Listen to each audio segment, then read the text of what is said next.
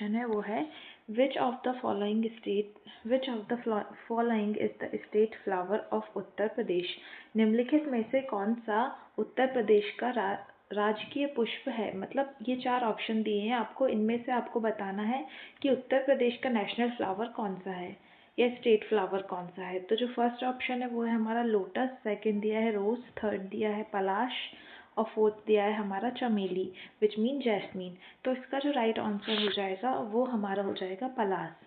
अब पलाश के बारे में हम लोग थोड़ा डिटेल देखेंगे कि जो पलाश है ना, वो पलाश जिसको हम ब्यूटिया मोनोस्पर्मा भी बोलते हैं, ये उसका बॉटनिकल नेम है, Butea monosperma was declared the state flower of UP in 2011, यानी कि 2011 में इसको हमने स्टेट फ्लावर घोषित कर दिया था। अब सबसे पहले तो ये आपने देखा होगा, ये जो रहता है ये हम लोग पलाश फ्लावर बोलते हैं, ऑरेंज कलर का रहता है।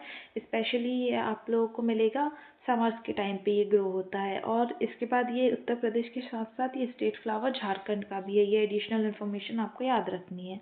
उसके बाद जो हमारा सेकेंड क्वेश्चन है यहाँ पे वो है ऑपरेशन फ्लड से रिलेटेड, कि ऑपरेशन फ्लड किससे संबंधित है, कि जो ऑपरेशन फ्लड चलाया गया था इंडिया में वो किससे रिलेटेड थी।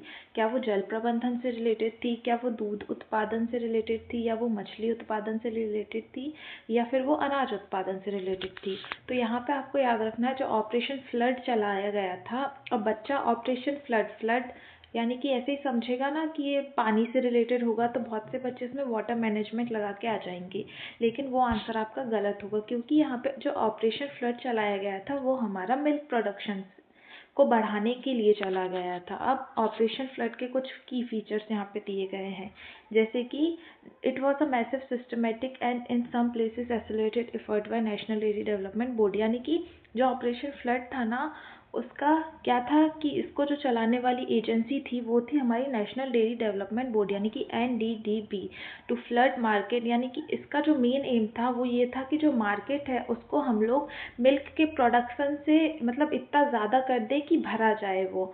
ये इसको हम लोग वाइट रिवॉल्यूशन के अंडर भी पढ़ते हैं कि अगर आपसे पूछा जाए कि वाइट रिवॉल्यूशन किससे रिलेटेड था तो वो मिल्क से रिलेटेड था।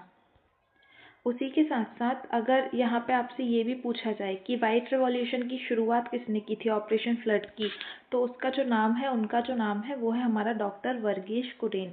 ये बहुत इंपॉर्टेंट नाम है, एक हमारा डॉक्टर वर्गीश कुमार हो गए, कुरेन हो गए, और एक हमारे हो गए फादर ऑफ ग्रीन रिवॉल्यूशन। ये कुछ फादर्स के नाम आपको याद रखना, ये काफ़ी इंपॉर्टेंट है, आप पूछे भी जाते हैं। तो जो डॉक्टर वर्गीश कुरेन है उनको हम लोग फादर ऑफ वाइट रिवॉल्यूशन बोलते हैं।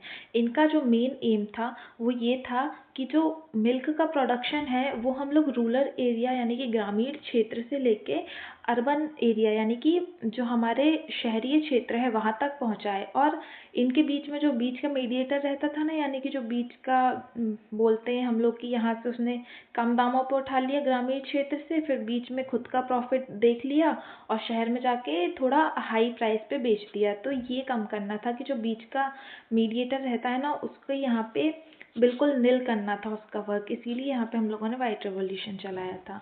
अब उसके बाद जो नेक्स्ट क्वेश्चन आता है वो आता है हमारा कि विच कॉन्स्टिट्यूशनल आर्टिकल डिफाइन द पंचायती राज। कौन सा संवैधानिक अनुच्छेद पंचायती राज को परिभाषित करता है।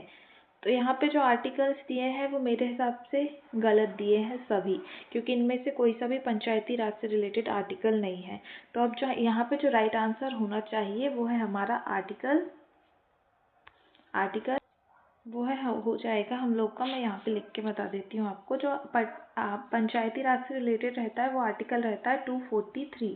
तो ये आपको याद रखना है कि पंचायती राज से रिलेटेड आर्टिकल जो होगा हमारा 243 होगा। अब उसके बाद जो यहाँ पे आता है कि पंचायती राज सिस्टम के बारे में, तो जब हम लोग पंचायती राज सिस्टम के बारे में बात करते हैं तो सबसे पहले जो पंचायत लाई गई थी वो लाई गई थी हमारी राजस्थान में। राजस्थान के कौन से ज़िले में लाई गई थी, तो नागौर एक डिस्ट्रिक्ट है, एक ज़िला है जो कि राजस्थान में आता है, वहाँ पे सबसे पहले पंचायती राज सिस्टम लाया गया था। इसीलिए हम लोग इस दिन को याद करने के लिए 24 अप्रैल को हर साल पंचायती दिवस के रूप में मनाया करते हैं। लेकिन जब फर्स्ट टाइम पंचायती राज स्टेबलाइज किया था तो वो कब था, 2 अक्टूबर 1959 में। और ये कौन सा अमेंडमेंट हुआ था यानी कि कौन सा संशोधन के तहत हुआ था, तो 73rd कॉन्स्टिट्यूशनल अमेंडमेंट 2 के तहत ये आया था। और आपको ये भी याद रखना है कि जो पंचायती सिस्टम है वो आता है हमारा शेड्यूल नंबर 11 में। तो ये हो गया हमारा पूरा पंचायत से रिलेटेड। अब जो नेक्स्ट क्वेश्चन है यहाँ पे वो है करेंसी से related. The currency of Japan is, Japan की मुद्रा क्या है? जैसे कि अगर हम लोग इंडिया की बात करते हैं तो हमारा इंडियन रुपी है, वैसे ही यहाँ पे क्वेश्चन ने पूछा है कि जो जापान है उसकी करेंसी क्या है, तो उसकी करेंसी हो जाएगी हमारी येन। अब यहाँ पे जो दिया है ये कुछ इस तरीके से दिखती है जापान की करेंसी, आपको याद रखना है। और फिर जो नेक्स्ट क्वेश्चन है हमारा कि which gas is used in fire extinguishers. जो फायर एक्सटिंग्विशर्स रहते हैं यानी कि जो आग बुझाने के यंत्र रहते हैं उनमें हम लोग कौन सी गैस का यूज़ करते हैं? क्या वो ऑक्सीजन रहता है, या वो कार्बन डाइऑक्साइड रहता है, या वो नाइट्रोजन रहेगा, या वो हीलियम रहेगा? अब इसमें जो रहेगा ऑप्शन एलिमिनेशन से मैं आपको करना सिखाती हूँ कि कैसे, अगर आपको कोई आंसर नहीं आ रहा है तो आप 4 जो ऑप्शन रहेंगे उनको एलिमिनेट यानी कि हटाकर आप लोग आपके आंसर तक पहुँच सकते हैं। अब जो फर्स्ट यहाँ पे दिया है वो हम देखेंगे ऑक्सीजन। अब आप लोग को याद रखना है कि ऑक्सीजन, अब ऑक्सीजन भाई जब आग लगती है तो जो ऑक्सीजन रहती है वो आग को और बढ़ाने का काम करती है, तो ये तो होने वाली नहीं है, तो इसको हम लोग काट देंगे। अब दूसरा सबसे इजी इसमें लिख रहा है हीलियम। अब हीलियम जो रहता है वो तो आप लोग को पता है कि हीलियम हम लोग वो फायर एक्सटिंग्विशर में यूज़ नहीं करते, क्योंकि वो चीज़ों को उड़ाने यानी कि जो बलून्स रहती है उस वगैरह में मिलती है, तो हीलियम भी नहीं होगा, नाइट्रोजन भी नहीं होगा। अब जो लास्ट आंसर आ जाता है हमारा वो आ जाता है कार्बन डाइऑक्साइड। तो यही हमारा राइट आंसर है। अब कार्बन डाइऑक्साइड को ही हम लोग क्यों फायर एक्सटिंग्विशर्स में यूज़ करते हैं, ये भी तो क्वेश्चन बन सकता है। तो उसका जो आंसर हो जाएगा वो हो जाएगा हमारा ये। तो सबसे पहला पॉइंट बनता है कि कार्बन डाइऑक्साइड को यूज़ करने का मेन कारण है कि ये डिस्प्लेस कर देता है ऑक्सीजन को, because CO2 is heavier than oxygen, यानी कि जो कार्बन डाइऑक्साइड रहता है वो वजनदायी यानी कि हैवी रहता है ऑक्सीजन से, इसीलिए it form a dense blanket over the fire. इसीलिए ये है ना ऐसा कर लेता है कि कम्बल की तरह एक लेयर बना लेता है, एक परत बना लेता है आगे के ऊपर, जिससे कि ऑक्सीजन का सप्लाई रुक जाता है, जिस कारण से आग जो है और नहीं फैलती है। अब जो दूसरी प्रॉपर्टी है वो है हमारी नॉन कंडक्टिविटी एंड क्लीन, यानी कि जो CO2 इज इलेक्ट्रिकली, जो CO2 रहता है वो इलेक्ट्रिकली नॉन कंडक्टिव रहता है, यानी कि किसी भी चीज़ को कंडक्टिविटी ये रहती है कि आप एक चार्ज को एक प्लेस से दूसरी प्लेस तक ले जाओ, लेकिन ये नॉन कंडक्टिविटी रहता है, यानी कि इसमें कोई ऐसी प्रॉपर्टी नहीं रहती है जिसके कारण ये सेफ और सेंसिटिव रहता है। High voltage electrical equipment and electronics, यानी कि इन सब में यूज़ होता है, जिस कारण से हम लोग इसका जो रहता है नॉन कंडक्टिविटी रहती है और ये साफ रहता है। ये इसका सेकंड पॉइंट हो गया। अब जो थर्ड है हमारा कूलिंग इफेक्ट की, जो CO2 रहता है ना, ये जो एक्सटिंग्विशर्स रहते हैं उनमें कूलिंग इफेक्ट जनरेट करता है, यानी कि ठंडा करने का काम करता है, जिस कारण से जो हमारी आग रहती है वो ठंडी हो जाती है, बुझ जाती है। और फोर्थ जो है ये नॉन कंबस्टिबल है, यानी कि ये इनकम्बस्टिबल गैस है, तो ये कभी भी आग को बढ़ाने का काम नहीं करेगी। तो ये हो गए हमारे कुछ important point related to fire extinguishers. फिर जो आ गया हमारा नेक्स्ट क्वेश्चन वो है who was the first Indian to win a Nobel prize. इनमें से कौन सा एक भारतीय है, पहला भारतीय है जिसने कि नोबेल पुरस्कार जीता था, ये हमारा क्वेश्चन दिया है। अब जो फर्स्ट ऑप्शन दिया है, क्या वो CV रमन थे, क्या वो रविंद्रनाथ टैगोर थे, क्या वो मदर टेरेसा थी, या वो अमृता सेन थी। तो इन 4 में से आपको एक राइट आंसर बताना है, तो इसका जो राइट आंसर हो जाएगा वो सिंपल है, हमारा रविंद्रनाथ टैगोर। अब सबसे पहले रविंद्रनाथ टैगोर ये थे रविंद्रनाथ टैगोर, ऐसे दिखते थे रविंद्रनाथ टैगोर। अब जो रविंद्रनाथ टैगोर थे उनको जो फर्स्ट अवार्ड मिला था नोबेल प्राइज वो 1913 में मिला था। His profoundly sensitive, fresh and beautiful anthology of poem Gitanjali song of spring. तो इनको जिस बुक के कारण या जिस लिटरेचर में जहाँ पे इन्होंने काम किया था वो थी इनकी गीतांजलि बुक, जिसके कारण इनको नोबेल प्राइज मिला था। अब ये क्या थे, एक पोएट थे यानी कि कहानीकार। तो इनका एक पोयम थी यानी कि इनकी एक कहानी थी गीतांजलि, इसके कारण उन्होंने नोबेल प्राइज जीता था। अब ये जो थे एक पोएट थे, एक प्ले राइट थे, एक कंपोजर थे, फिलोसोफर थे, पेंटर थे, यानी कि एक पूरे तरीके से ये क्या थे, इन्होंने अपना जीवन जो है समर्पित किया था किसके लिए, कहानी लिखने के लिए, प्ले राइट कंपोजर के लिए, फिलॉसफी के लिए और चित्रकारी के लिए। मतलब ये इन्होंने क्या किया था, रीशेप्ड कर दिया था बंगाल लिटरेचर को, जो बंगाली लिटरेचर रहता है उसको एक नई दिशा दे दी थी हम रविंद्र। फिर जो इनके अदर कॉन्ट्रीब्यूशन यानी कि इन्होंने और क्या क्या किया था, तो Tagore is the author of the national anthem of India. जो हमारी नेशनल एंथम है जन गण मना, उसके राइटर जो है वो भी यही है, रविंद्रनाथ टैगोर, ये आपको याद रखना है। और उसके बाद जो ये उन्होंने ली गई थी ना अमार सोनार बांग्ला, ये भी इनके ही द्वारा रचित है। अब जो नेक्स्ट क्वेश्चन है हमारा वो है, in which city of Uttar Pradesh is the Kumbh Mela held. जो अभी रिसेंटली 2025 में कुंभ मेला लगा था, वो किस मतलब कि कौन सी शहर में लगता है उत्तर प्रदेश की, ये आपको बताना है। तो क्या वो वाराणसी में लगेगा, क्या वो अयोध्या में लगेगा, या प्रयागराज या मथुरा में लगेगा। तो इसका तो सिंपल आंसर है, हम सब ने देखा भी था कि जो कुंभ मेला है वो उत्तर प्रदेश में प्रयागराज में लगता है। अब भारत में याद रखना है आपको, 4 जगहों पे कुंभ मेला देखने को मिलता है। जो सबसे पहली है वो है हमारी प्रयागराज यानी कि उत्तर प्रदेश।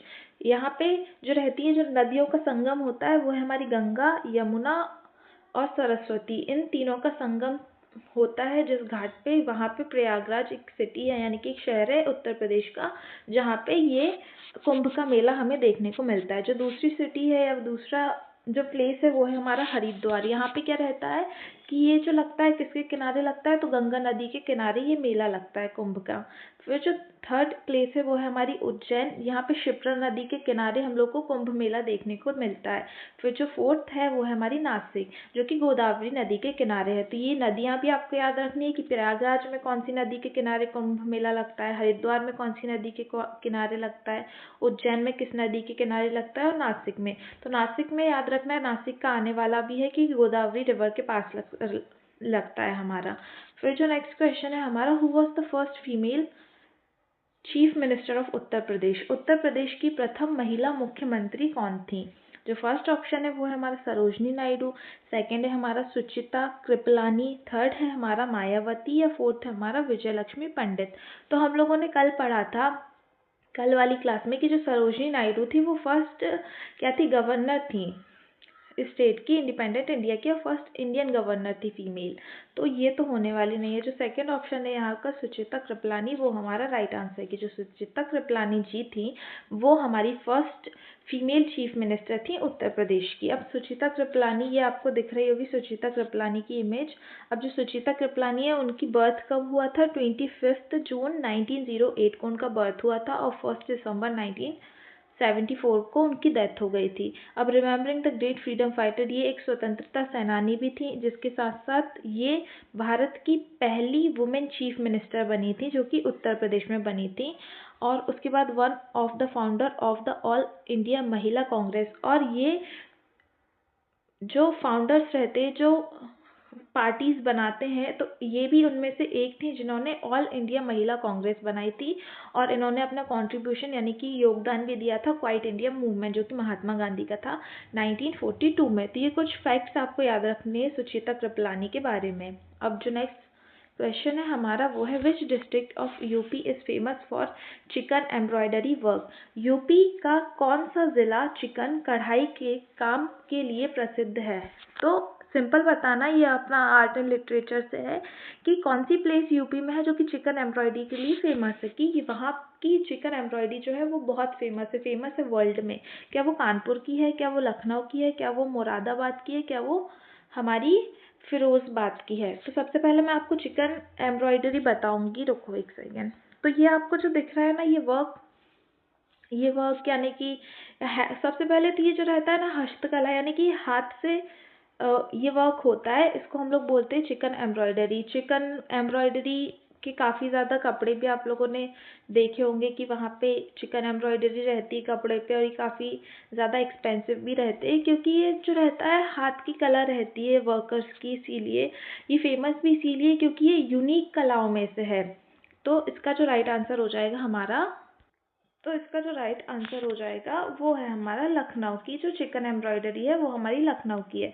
आप लोग को मैंने बताया भी कि चिकन एम्ब्रॉयडरी कुछ इस तरीके से हाथ से बनाई जाती है, ये फेमस भी है उत्तर प्रदेश की। ये आपको याद रखना है कहाँ की है। तो ये हो गए हमारे टॉप 10 क्वेश्चन जो कि थे जीके जीएस के लिए बहुत बहुत ज़्यादा इंपॉर्टेंट। आई होप आपको एक्सप्लेनेशन भी समझ में आया होगा, साथ ही साथ जो मैं आपको एक्स्ट्रा पॉइंट करवाती हूँ आपको वो भी याद रखने हैं। तो थैंक यू फॉर वॉचिंग, और वीडियो अच्छी लगी हो तो प्लीज़ लाइक ज़रूर करना।